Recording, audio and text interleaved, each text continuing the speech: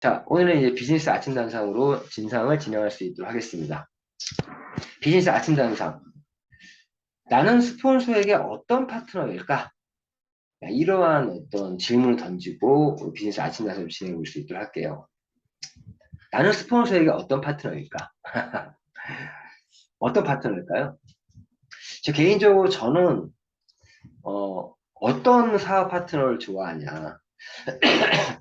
물론 우리가 파트너 사장님은 다 사랑하고 해야겠지만 그래도 제가 좀 이렇게 좋아하는 파트너는 어떤 파트너면 저에게 어떤 도전과 영감을 주는 그런 파트너가 저는 아주 좋더라고요.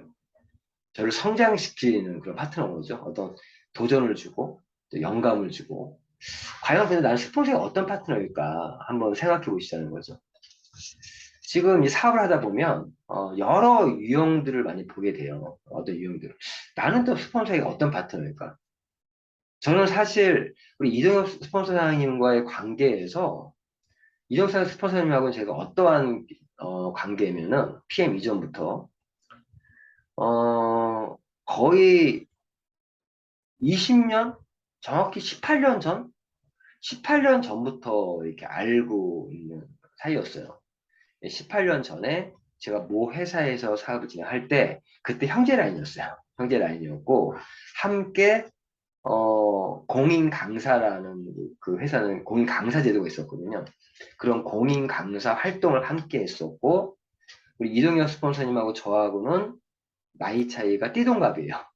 제가 오늘 51세인데 이현 선생님 63세라는 얘기죠. 같은 쥐띠예요. 쥐띠인데 한 18년 정도 그런 관계를 맺고 있는 그런 관계였고 그 이후에도 제가 또 모 회사에서 사업을 진행할 때 그때도 형제 라인이었어.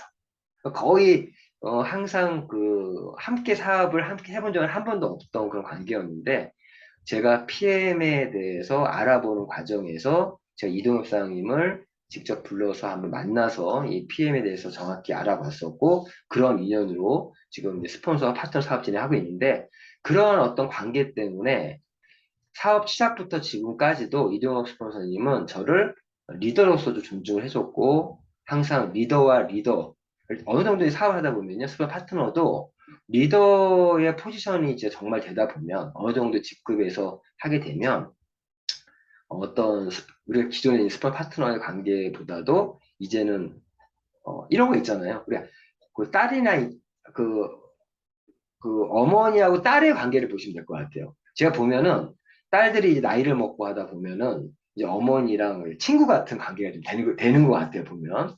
그런 것처럼 이 사업도 이제 어느 정도 포지션이 되면 솔직히 PT 그 이상 올라가면 그때부터는 이제 각자 이제 이런 리더로서의 이제 자리에서 서로 교류를 하다 보니까 이제는 서로 존중해 줄 할 수밖에 없는 그런 관계 되더라고요.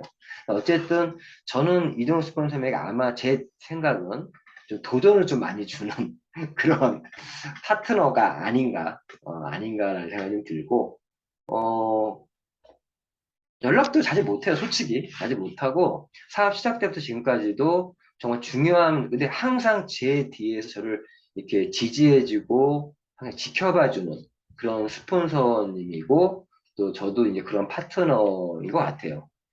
근데 이제 사업을 하다 보면 이제 어떤 분들은 보면, 어, 정말 하나에서 열까지 스폰서에게 다 자기의 사업을 보여주면서 정말 또 그러는 중에 스폰서는 또 어떤 영감을 또 받게 해주는 그런 파트너도 정말 있어요.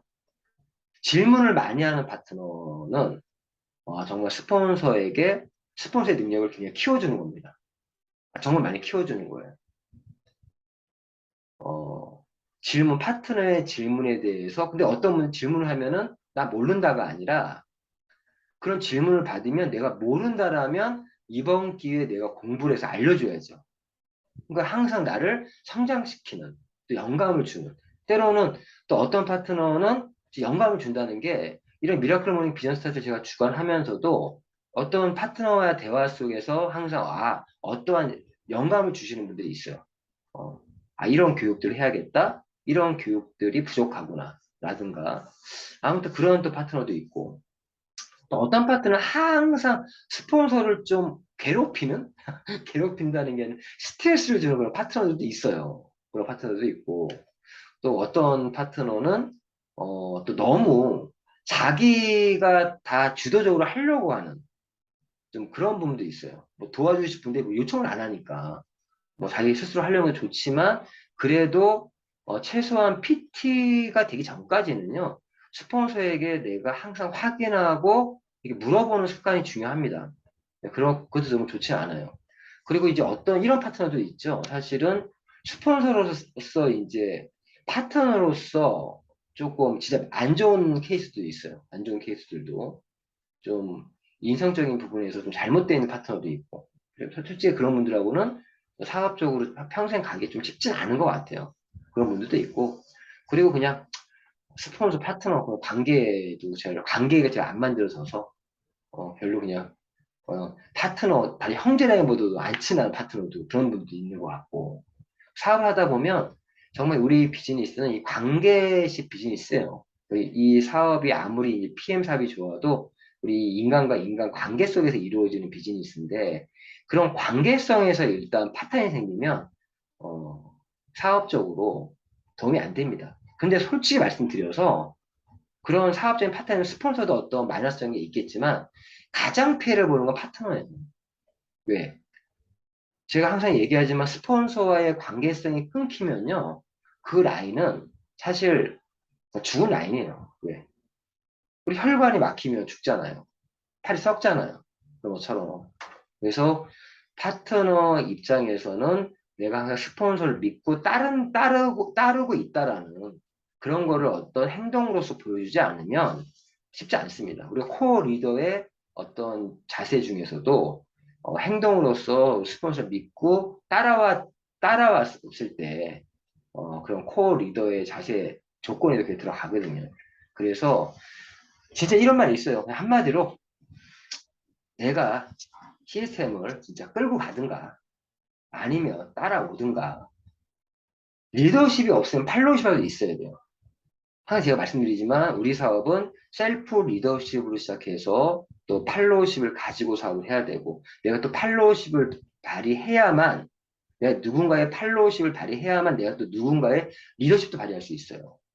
이러한 팔로우십, 리더십, 셀프 리더십 이런 여러 가지가 정말 필요한데 정말 이제 사업을 진행하시면서 과연 나는 스폰서에게 어떤 파트너일까? 정말 믿고 따라가고 있는가? 믿고 따라가야 돼요. 믿고 따라가요. 때로는 정말 스폰서로서의 자세가 안 잡혀 있는 분도 있어요. 진짜 그런 분 있어요, 솔직히. 제가 봐도. 제가 말하는 거는 자기를 소개한 사람만이 스폰서가 아니에요. 자기 소개한 사람이 스폰서의 역할을 한다라면 그 역할을 포기하지 않는다라면 당연히 믿고 따라가야 되죠. 그런 스폰서 역할을 포기하는 사람은 그냥 소개자일 뿐이에요. 그러면 그 위에 업라인을 찾든 아니면 그 위에 업라인을 찾든 자기의 비즈니스 쪽으로 함께 비즈니스 스폰서를 찾아야 됩니다. 어? 근데 자기 입맛에 맞게끔 스폰서 고르라는 의미가 아니에요. 스폰서의 역할을 포기한 사람도 간혹 있기 때문에 리더의 역할을 포기하시는 분도 있어요. 스폰서의 역할을 포기하시는 분도 있어요. 그런 경우에 한해서는 이렇게 그분이 많이 자기 스폰서가 아니라 그 위에 2대 스폰서, 3대 스폰서, 4대 스폰서 있지 않습니까? 거슬러 올라가서라도 자기를 믿고 이렇게 끌어줄 수 있는 사람이 필요한 거예요. 그 부분들. 어쨌든 나는 스폰서에게 어떤 파트너일까? 한번 정도 생각해 보시면서 정말 파트너십을 좀 발휘하고 또 스폰서 파트너 간에 서로의 파트너십을 가져야 되는 거고 또 스폰서라고 해서 군림하려면 안 돼요. 이거 스폰서 위아래 관계가 아닙니다. 같이 각자의 사업이에요. 각자의 사업에서 스폰서는 내가 앞장서서 함께 진행해 가는 사람인 거지 앞장서서 먼저 설선수험하고 모범을 보이는 게 스폰서지 절대 군림하는 위치가 아니라는 거 잘못 배우신 분도 있는 것 같아요. 그런 부분을 좀 말씀을 드리고 진행했습니다.